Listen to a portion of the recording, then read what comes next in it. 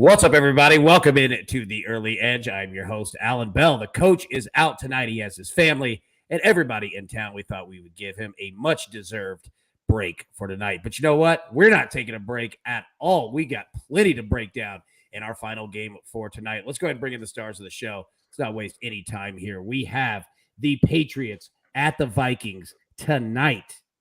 And gentlemen, look at these two studs that I have in front of me. See you, Najad. How we doing, sir?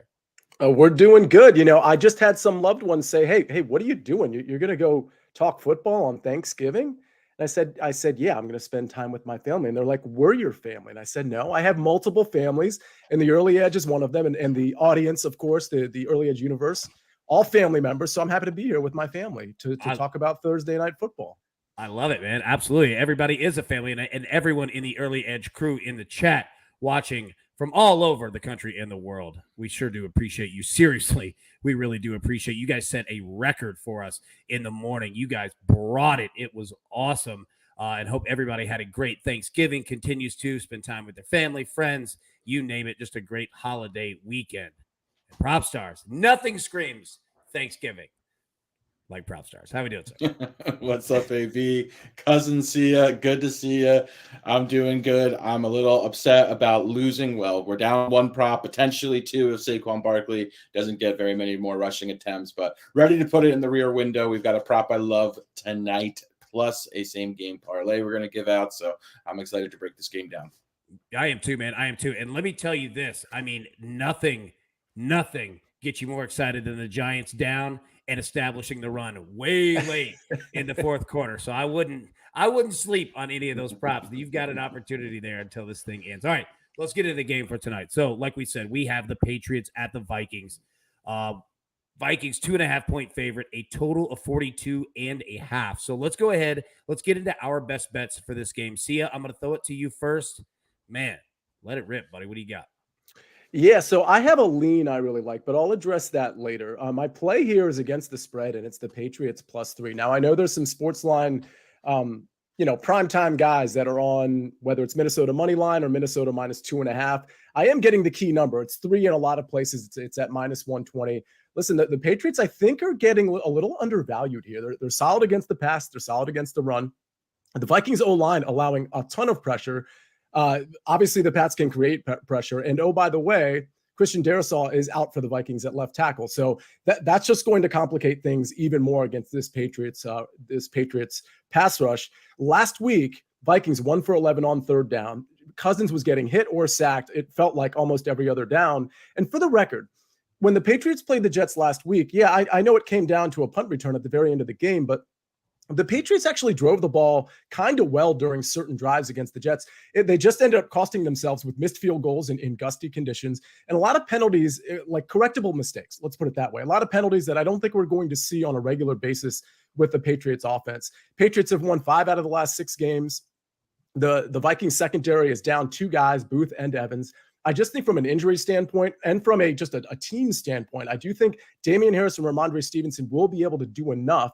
And I actually think Mac Jones could have a nice little game here. Not like a prolific game. It's still Mac Jones at the end of the day. But I think Mac Jones against this banged up secondary has an opportunity to hit guys like Jacoby Myers or Nelson Aguilar or Jonnu Smith, Hunter Henry, you name it, or even Ramondre Stevenson. So I really like the Patriots +3 here. And if you're thinking, well, Mac Jones is – I'm not betting on Mac Jones, especially on the road. I mean, these are the same people who were probably criticizing Kirk Cousins for the last, 10 years. So it's just one of those things where, careful where you pick your spots because Kirk Cousins in prime time, like I'm fine fading that narrative, but I don't think Kirk Cousins is this guy that we can really hang our hat on. So I really like the spot for the Patriots +3 here. Yeah. I mean, you know what, like as this day has gone, it's felt more and more like, you wake up and you feel Vikings, right? You're like, look, bounce back. The Patriots, they've won 3 straight. They've only scored 2 offensive touchdowns total through those 3 games, right? You're like, man, the Vikings, like this just all sets up. And then exactly what you just said, Kirk Cousins. Like you go through the day, I'm on my 5th plate of food over here, and I'm like, wait, I'm trusting Kirk Cousins? Like that's what I'm banking like this thing on? So I feel you on that one. Yeah, look at those numbers right there. Against the spread in primetime, 11-17, 10-18 straight up, 50 50 touchdowns. I mean, not bad there. 26 interceptions. So, basically 2-1 there. 93.9 passer rating. So that's the most important part. We're going to get into more of that in just a minute when I go through our best bets. But it's not like Kirk Cousins has played horrible. It kind of reminds me of Carson Wentz, to where he'll have a game and he throws for 320 yards. He just threw 2 back-breaking picks, right? So, again, I'm fascinated to see it. And we'll talk about that. Prop stars, first up, though. Go ahead, hit me, man. I know you got a best bet. What do you got in this one?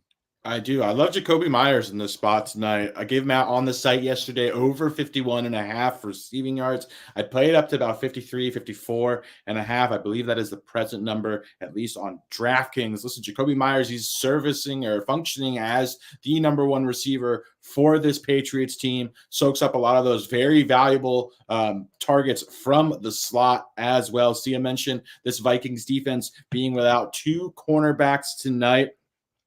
Jacoby's been very good this season quietly. He's averaging 63 receiving yards per game. He's eclipsed this line in 6 of 8 games as well. I just think this is a good spot. This number to me in the low 50s, way closer to his floor than his ceiling. And if this game ends up becoming somewhat up-tempo or the Patriots are forced to play from behind, I think he's going to sail over this number. But very much like Jacoby Myers, over 51.5 receiving yards. I'd play up to about 53, 54.5.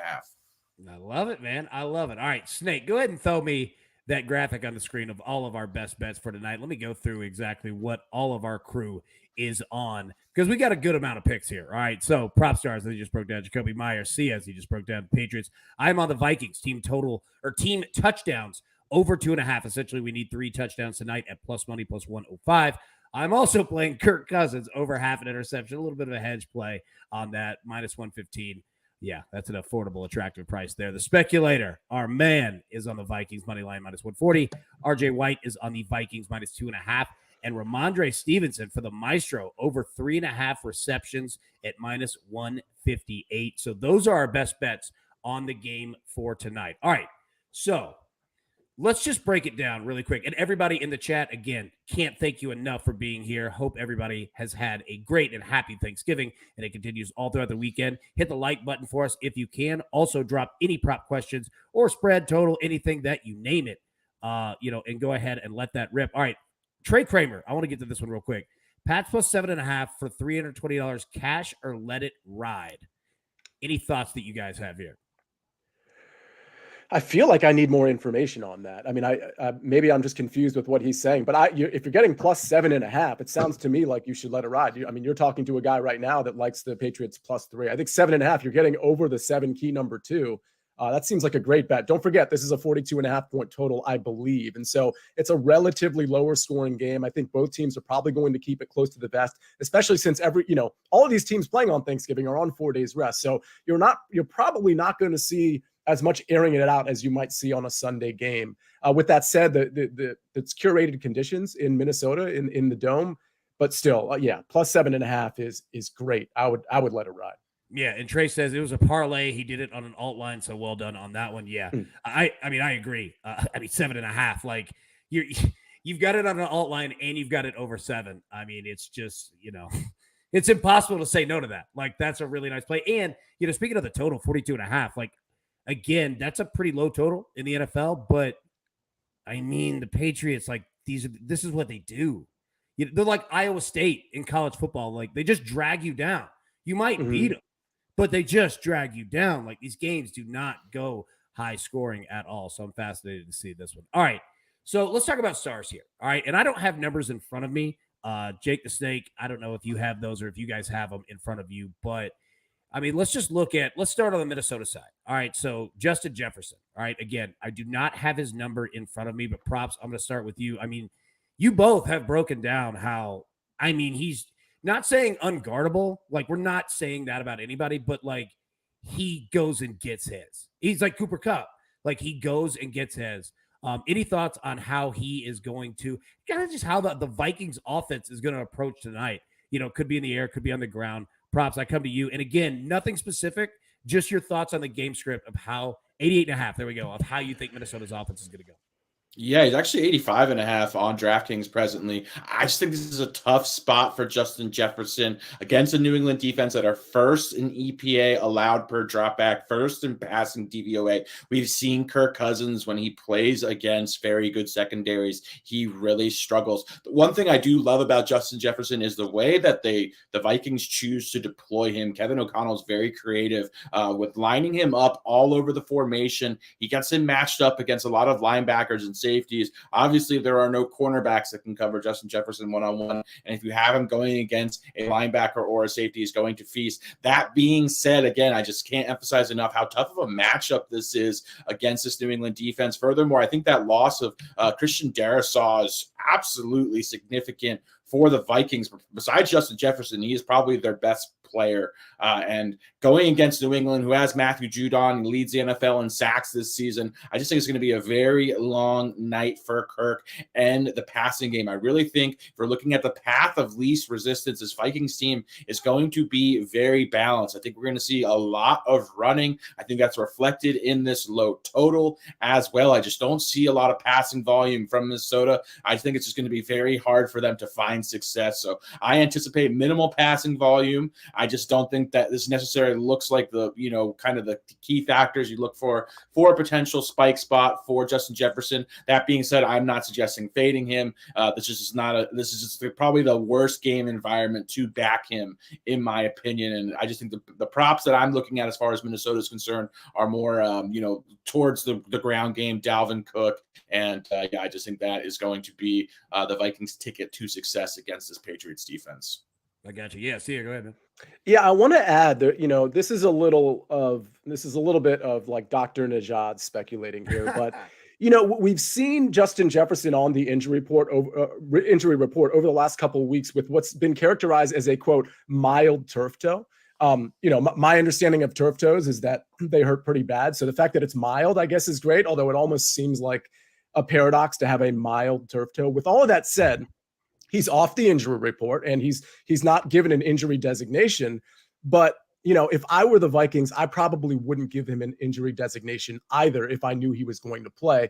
And oh, by the way, last week he had a really bad game. And I can't help but think that maybe, perhaps, and again, I'm speculating, but maybe that mild turf toe is a problem for him. And maybe he's not going to get quite as many looks because of that. And maybe Kirk Cousins knows that too. So it's just something to think about. It's all the more reason that, listen, of course he can explode and have 200 yards. I get it. But this particular game against this particular defense, even though he doesn't have the actual injury designation right now, it just makes me think, maybe the under is in play here. Yeah, totally get it. Now, let me ask this, because we had these questions in the chat here in regards to Justin Jefferson. All right. Anytime TD at plus 129, 6.5 receptions. Anybody have any thoughts here? Just think that's a big number for Jefferson in this particular matchup.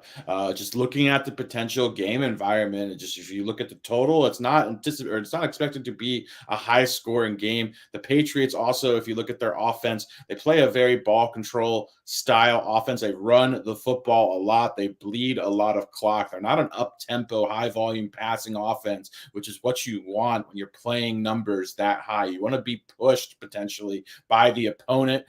I just don't think that's going to happen. And I just think the Vikings are going to find it very difficult to consistently move the ball through the air against this New England secondary that is just absolutely elite. So I would stay away from these numbers. I think they're too high. I think you just need a better game environment to confidently play them.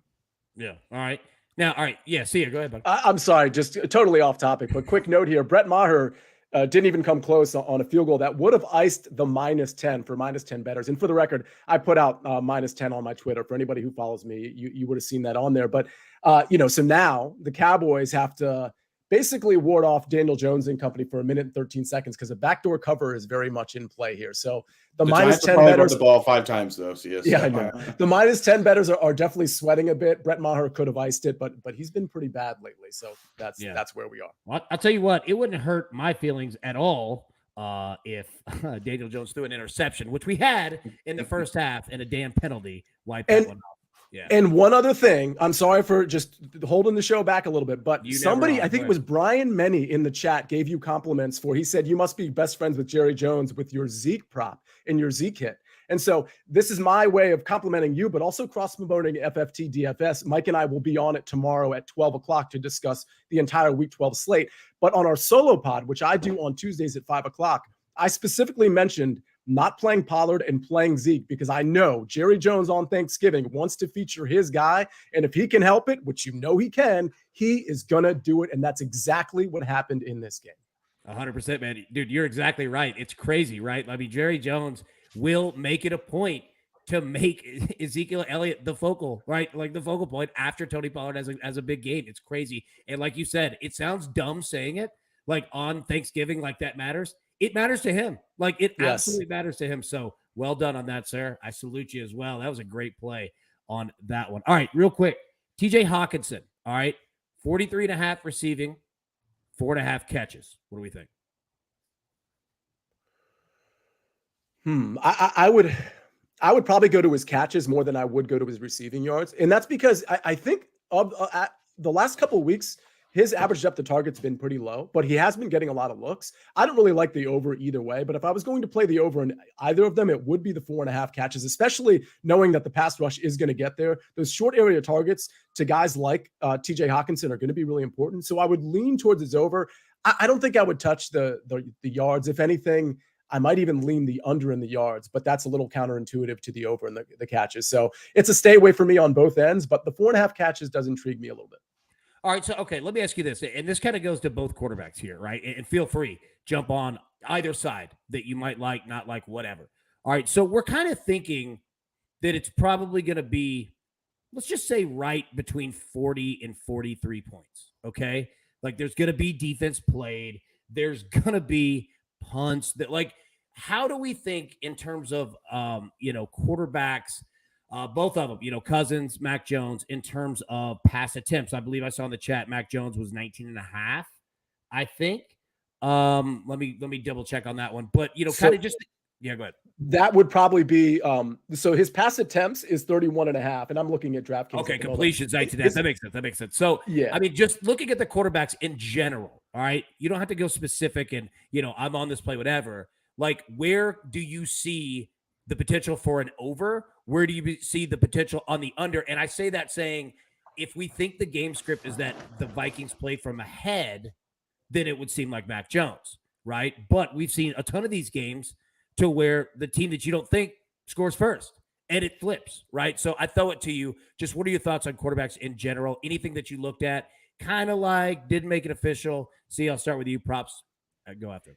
Yeah, I'm surprised the line is as high as 20.5, and it's actually juiced to the over at -120. I would have thought that would have been closer to like 18.5 or 19.5. With that said, I wouldn't touch the under, and it's because the Vikings are banged up in the secondary. So I do think this might be like a Mac Jones game. And again, I know that sounds ridiculous to people, so I'm not suggesting he's going to have 300 yards, but I do think this is a game where Jacoby Myers gets 6 receptions. Jonnu Smith and Hunter Henry combined for 5-6 receptions.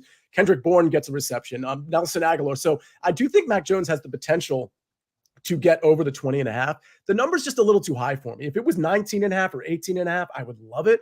But with this game script, I think it's going to be a lot of Damian Harris, a lot of Ramondre Stevenson, a lot of chewing of the clock potentially on both sides. And that's why I think I might just stay away from that one. Yeah. I feel you completely, man. Props, any thoughts? Yeah, on the other side, I like fading Kirk Cousins. I gave this play out yesterday on the site. Took us under passing yards, actually 250. I believe it's 251 and a half. Or excuse me, it's 255 and a half. The number's down to 245. I still think it has some value there. I just cannot emphasize enough how much Kirk Cousins struggles versus very good pass defenses. This New England pass defense is the best. Again, they are first in passing DVOA, first in EPA allowed per drop back. No Christian Darrisaw, their left tackle, who has graded out as the best left tackle in the NFL this season, according to Pro Football Focus. Just is not the game environment that's conducive to a lot of passing volume. So I think fading Kirk Cousins, especially when it comes to yards, considering 255 was a pretty gaudy number, is a good spot. Yeah. All right. I second that, by the way. I second that under on Kirk Cousins. Absolutely. All right, there we go. The Giants just scored a touchdown with 8 seconds left. It looks like final score is going to be 28-20, the Cowboys. So the total, there it goes right there. The cover, There it goes right there. See a nice call on that one, man. Yeah, well, unfortunately, I did give out the Cowboys -10, and that's not it wasn't an official play on SportsLine or anything, but that was a bet I was willing to make, and that's all on Brett Maher. Listen, these are perfect conditions, and it was a pretty easy kick for a professional field goal kicker. And Alan, you know as well as anybody when it comes to field goal kicks, that's a field goal he has to make, and it wasn't even close. It actually wasn't that close, which is. I think Brett Maher, unfortunately for him, might be looking for a job soon. Dude, it's so damn frustrating, right? Like, and I get it that it is for him and his family, yeah. but it's frustrating. Like, as a bettor, you're like, dude, like this is the easy part. Like, there's no pressure. Like, you just get up and drill it, man. All right, let's take a look here at Dalvin Cook. And in the chat, we've got it from Greg Morris here. It says Dalvin Cook over 73.5 rushing yards. Props, I'll start with you. See if you have any thoughts. Jump in as well. Where do you sit here on Dalvin? Yeah, I like it. I think the number's fairly efficient, but I think this is a good spot to establish the run. Talked about why I'm fading Kirk Cousins throughout the entire stream so far. I think that's going to essentially really help the Vikings sort of be balanced. If you look at New England, their Achilles heel this season has been on the ground. They're vulnerable on the ground. Minnesota, I really think, is going to place a strong emphasis on establishing the run against this very good New England defense. So I like Dalvin Cook quite a bit. We've seen him chunk quite a lot recently. He's had a lot of big plays. So I think this is a good spot for him to get somewhere between 16 to 18 rushing attempts, which should be enough to get them home. In a low-scoring game, they're going to commit to him. We've seen him go away from him, like last week against Dallas, for instance.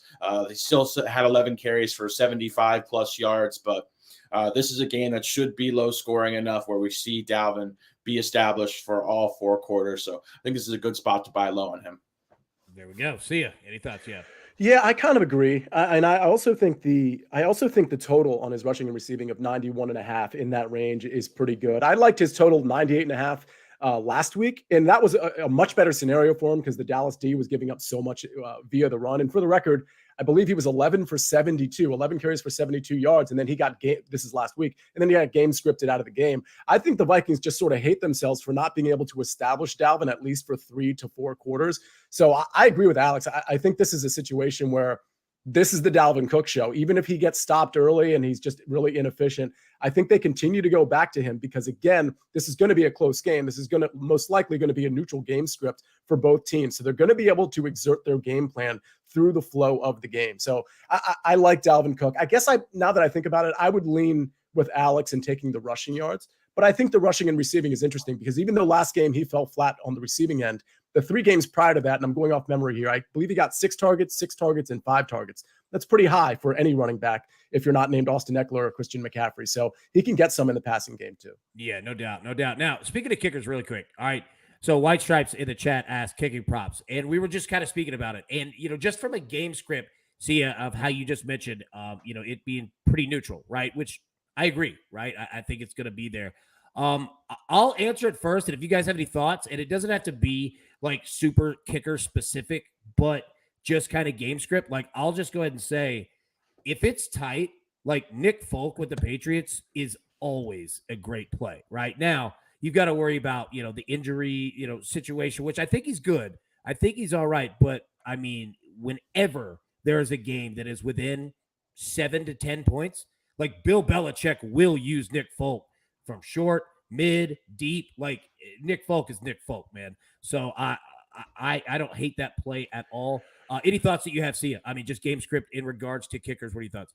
Well, I totally agree with you on Nick Folk. I mean, I think both field goal kickers are in play here. I think the rub against Nick Folk would be that he missed 2 field goals that if you look in the box score, it's going to seem like, kind of chip shot-ish field goals that he missed. But it was really gusty. I mean, you saw the ball with the trajectory of the ball in the air. It just kind of went, wide right because the wind was taking it that way. So I absolutely think in these curated conditions in the dome, he's in really good shape to make a kick. Yeah, I like it.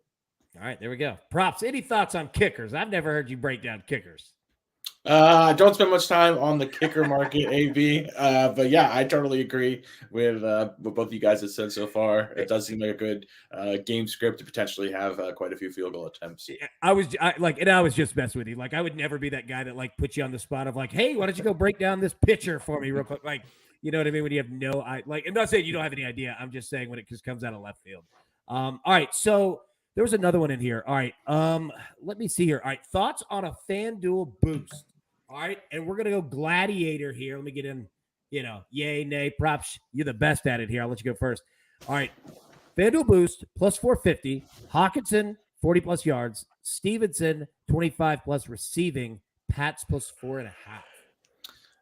Don't love it. I just think when you're relying on a running back to get you receiving yards, it's very game script dependent.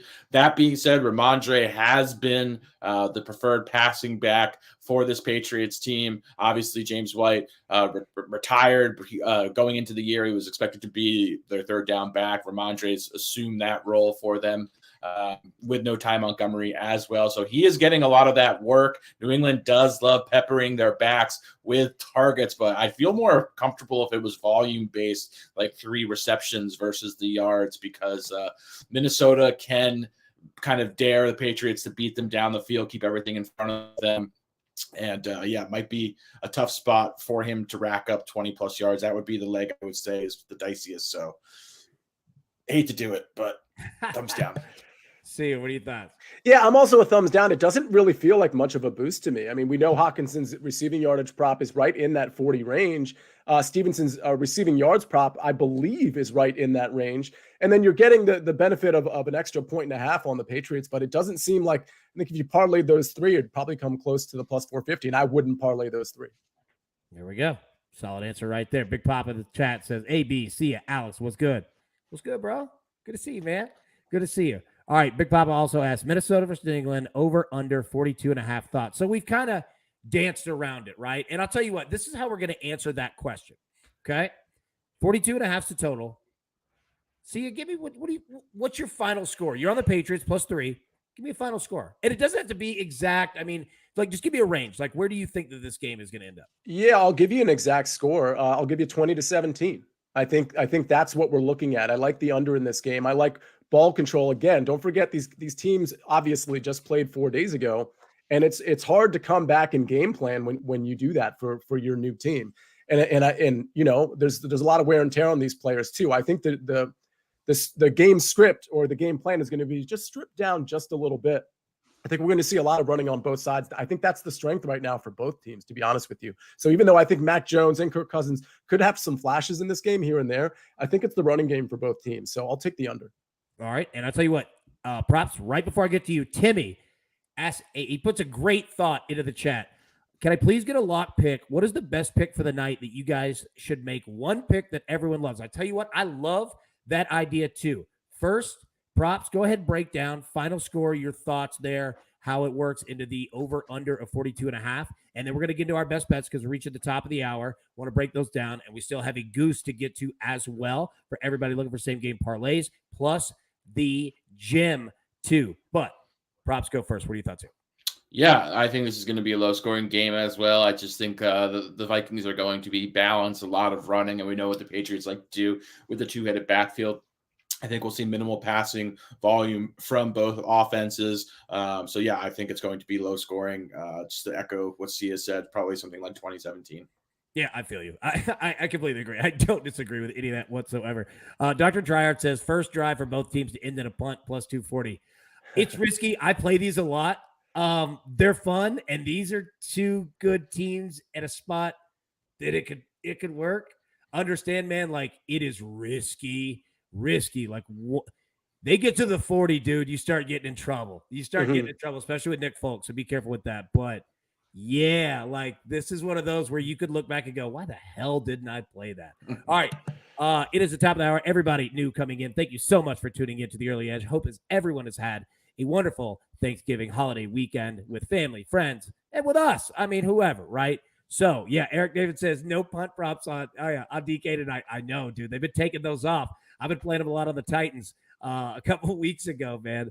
DK's been a little slight with them, so to say. All right, Snake, go ahead and give me these best bets. We'll go over these real quick, and then we're going to do that, what Timmy said. All right, so prop stars is on Jacoby Myers, over 51.5 receiving yards. Sia is on the Patriots +3. I'm on the Vikings. Team touchdowns, over 2.5 at +105. Kirk Cousins, over half an interception, -115. The speculator is on the Vikings money line, -140. RJ White is on the Vikings, -2.5. The bots have entered the chat. The adult ones, by the way, well done there. And the Maestro didn't mean to put that in front of his pick here. Ramondre Stevenson, over 3.5 receptions at -158. Okay. So, Sia, I'm going to ask you first. And Snake, put that back up there 1 second for us so we can look. 1 second. What is your favorite that is not yours? Oh, okay. That's a good question because I have a favorite outside of these ones too. But the favorite that is not the favorite that is so what'd you say, Alan? Say it. If it's outside of these picks, say it. Yeah, it's Damian Harris over 33.5 rushing yards. I think, well, first of all, it was 32.5 a couple hours ago. I believe it's 33.5 pretty much everywhere at -115. I think we're taking this Ramondre Stevenson is the king thing like a little out of hand because I think Damian Harris coming off an injury is going to start to accumulate more rushing attempts and more rushing attempts. That doesn't mean he's going to overtake Ramondre Stevenson. I don't think that'll be the case from a snap share or a rushing attempt share standpoint, but I do think he's going to creep up to like 40, 45%, and it could be as soon as this game. Minnesota, I mean, they're a pretty good defense. Certainly you can expose them more against the pass than the run, but if Damian Harris, especially as efficient as he was last week when he ran, and he was much more efficient than Ramondre Stevenson in terms of the rushing attempts, if he's anywhere close to that efficient and he gets, let's say 10 to 12 carries, which I expect him to get, I think he surpasses this 33.5 total pretty easily. It was almost an official play for me, but I liked the Patriots so much. I didn't want to add too much to the program, but that lean is so close to an official play. Props, what are your thoughts on that one? Yeah, I love that play. I think that's a really good spot. I think the Patriots ideally would love to give Damian Harris and Ramondre Stevenson both 15 carries. Mm-hmm. So yeah, I also think Damian Harris is the better runner in between the tackles. We see a more versatile skill set from Ramondre. He's on the field for third downs, pass protection, and runs a lot of routes out of the backfield. So yeah, I think if the Patriots are close, they're going to run the football quite a bit, and Damian Harris will be a big beneficiary of that. So I think that number is like 10 to 12 yards too low. Love that spot as well. All right. Hey, you know what? The Vikings defensive line is banged up. All right. So what's the number? Damian Harris, what, 33 and a half? 33 and a half. That's right. Pretty much everywhere. Point. Timmy, that's what we're doing. All right. We're doing this as a show. And I'll tell you what, if everybody will drop in real quick, your Twitter handles, if that hits, I'll select one person. We'll send out an early edge merch pack. Play it if you'd like. We're all going to bet it. I'm going to bet it here in 1 second when props is given the goose. But yeah, put in your Twitter handles, and if that hits, we'll pick one person, send you out some merch. I love that idea, dude. All right, so Damian Harris over 33.5 rushing yards. That's the bet, right? Mm-hmm. Beautiful. Okay. All right, now I'll tell you what. We're getting close to the game here. We'll get out early. Know you have family. Know you have everything going on. Let's get to the goose, man. So props, go ahead and give it to me, buddy. What do you got? The goose. Let's go. First up, we've got an anytime touchdown scorer, Dalvin Cook. I love his chances of getting in the end zone tonight. I do think he's going to handle somewhere between 16 and 20 rushing attempts against this New England defense. Then I've got the Vikings to score under 30 points, the Patriots to score over 13 points, Kirk Cousins to throw for under 300 passing yards, and Jacoby Myers, my man of the hour, over 40 receiving yards. Put it all together, plus 450 odds. Hey, let's go. Snake. Hey. Also, go ahead. Sorry, what did you say? I was just complimenting Snake for remembering the signature goose. The goose. He nailed it. Yeah, no, Snake nailed it. All right. Also in the chat, real quick, Alex Gleason. So we had everybody obviously put in their Twitter handles, right? Which obviously continue to do. But Alex is correct. He said, hey, man, we were actually having a conversation of something important in terms of a cash out or let it ride. I feel so bad, dude, because you're right. Like, you guys were breaking it down and then like just ruined and blew up the chat. So apologies on that one. But I did see that. You know what? It was a Justin Jefferson anytime touchdown. Yeah, I'm going to ride that. I'd ride that for sure. I'm not going to make it, something to where if it doesn't hit, like, I got to cut you a $12,000 check. But yeah, I mean, Justin Jefferson, if they're going to score, it's probably going to be him or Cook, right? So, yeah, I like it. All right, now, let's get to the gym. Let's get to the gym because I got a feeling like it's kind of a weird show tonight, right? Like it feels different. It's a holiday. It's just us three and the snake here chilling in the snake pit. Yes. Somebody's getting in right now. I know, and I'm not going to be, I never make the jokes because I do know. See ya. And I'm going to go ahead and say it for you.